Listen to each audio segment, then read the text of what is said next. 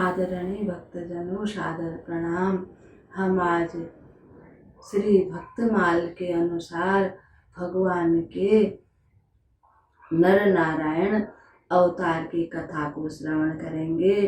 त्वमेव माता च पिता त्वमेव बंधु च सखा त्वमेव विद्या धरणं त्वमेव सर्वं मम देव त्वमेव सर्वं मम देव। श्री गणेशाय नमः। श्री सद्गुरुदेवाय नमः। श्री सरस्वती नमः। आदरणीय भक्तजनों,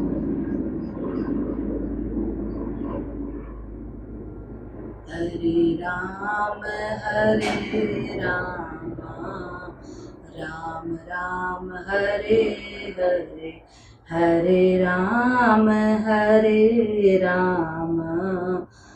राम राम हरे हरे, हरे कृष्ण कृष्ण कृष्ण हरे हरे, हरे कृष्ण कृष्ण कृष्ण हरे हरे। आदरणीय भक्तजनों, अब हम कथा में प्रवेश करते हैं। आज श्री नर नारायण भगवान की कथा है। आप सब ध्यान से सुनिएगा। एक समय की बात है कि भगवान श्री नाभाजी महाराज वर्णन करते हैं कि जो धर्म है, ये धर्म ब्रह्मा जी के पुत्र कहे जाते हैं और प्रजापति जो दक्ष महाराज हैं, उनकी कन्याओं से इन्होंने विवाह किया और इनके कई पुत्र हुए। उनमें से नर नारायण नाम के इनके 2 पुत्र हुए, जो हिमालय पर्वत के बद्रिकाश्रम यानी बद्रीनाथ में जाकर इन्होंने तपस्या कि मनुष्यों के कल्याण के लिए हम संतों के मुख से सुनते हैं कि वो आज भी वो लोग वहाँ पर नर नारायण भगवान तपस्या कर रहे हैं। बोल श्री नर नारायण भगवान की जय। उन दोनों ऋषियों ने वहाँ पर रहकर हजारों हजार वर्ष तक वे तपस्या में लीन रहते हैं। जब इंद्र को पता चला कि ये नर नारायण तपस्या कर रहे हैं, तो इंद्रदेव को बड़ी चिंता हो गई। वो सोचने लगे कहीं ये नर नारायण तपस्या करके देवलोक पर चढ़ाई ना कर दें और देवलोक जो इंद्र का सिंहासन है उसको न छीन लें।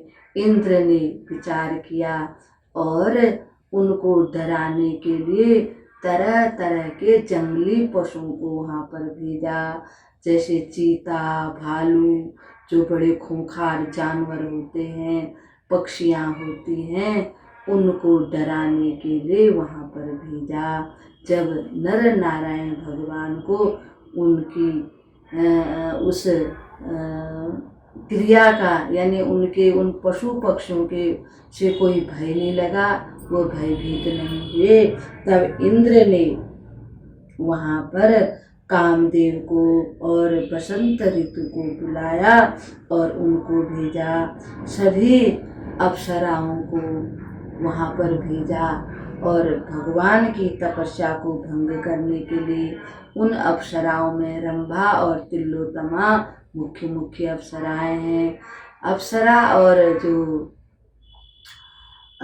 बसंत ऋतु है और कामदेव हैं, वहाँ जाकर उन्होंने अपनी लीला शुरू कर दी। कामदेव नाचने लगे, अप्सराएं नाचने लगी, कामदेव के साथ गंधर्व गाने लगे। बसंत ऋतु ने अपना प्रभाव दिखाया, चारों तरफ बहुत ही सुंदर वातावरण हो गया। बड़े बड़े सुंदर फूलों से वह वन प्रदेश सज गया, वृक्षों पर नए नए फूल आ गए, छोटे छोटे फल लग गए वृक्षों पर। जब उन फूलों को छूकर हवा चलती थी तो हवा बड़ी सुगंधित होती थी, उससे किसी का भी मन बहक जाए। परंतु भगवान नर नारायण उन सब को कुछ भी उनका प्रभाव नहीं पड़ा, उनका नर नारायण पर कुछ भी प्रभाव नहीं पड़ा।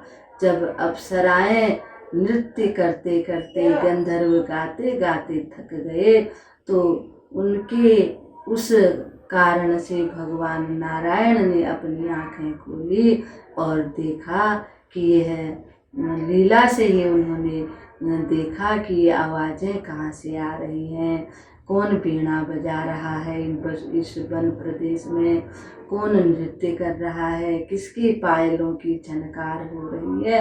ये सब लीला से ही भगवान ने जब उन सबको ये दिखाया कि हमारी जो भक्ति है, यानी हम जो ध्यान कर रहे थे, तुम्हारे द्वारा भंग हो गई है।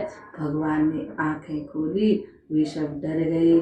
डर के कारण वे भगवान के पास आए और भगवान के चरणों में आकर प्रणाम किया और कहने लगे। अप्सराएं बोली, हे नर नारायण भगवान, आपको हम प्रणाम करते हैं। अहो, हम बड़ी मूर्ख स्त्रियां आपके तप की महिमा और धीरता देखकर ही आश्चर्य में पड़ गई हैं। हम आपका ध्यान भंग करने के लिए आई थी। हे भगवान, आप हमें क्षमा कर दीजिए, क्योंकि हम इंद्रदेव के कहने से आए हैं। हमारा आपकी तपस्या को भंग करने का कोई विचार नहीं है। जब इस प्रकार से अप्सराएं, कामदेव और बसंत ऋतु कहने लगे, भगवान ने बड़े प्रसन्न होकर कहा, हे अप्सराओं, हम आपकी तपस्या से, हम आपसे प्रसन्न हैं और आप हमसे कोई वरदान मांग लो। भगवान इतने सुंदर थे कि उनको देखकर वे अप्सराएं बड़ी मोहित हो गई। उन्होंने मन ही मन भगवान से मांगा कि हे प्रभु, हम आपकी पत्नियां बन जाएं और आपके साथ विहार करें। भगवान ने भी मन ही मन उनको आशीर्वाद दे दिया। इस जन्म में तो संभव नहीं है, जब द्वापर युग आएगा तब मैं कृष्ण रूप से मथुरा गोकुल में निवास करूंगा। उस समय तुम मेरी पत्नियां यानी गोपियां बनोगी।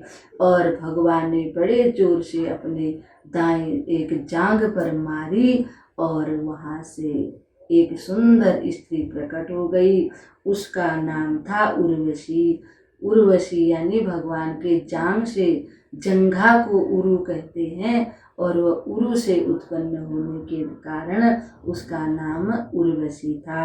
भगवान ने कहा कि तुम लोग ये सुंदर नेत्र वाली उर्वशी को अपने साथ ले जाओ और इंद्र को मेरी तरफ से उपहार में दे देना।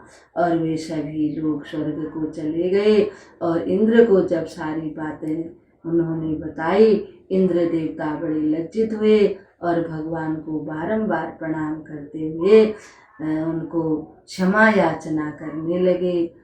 सब लोग इस प्रकार से भगवान नर नारायण की, जो भी भगवान का ध्यान करेगा और भगवान का स्मरण करेगा, उसकी सारी विघ्न बाधाएं दूर हो जाएंगी। इस प्रकार से भगवान ने नर नारायण का रूप धारण किया था। वो श्री नर नारायण भगवान की जय।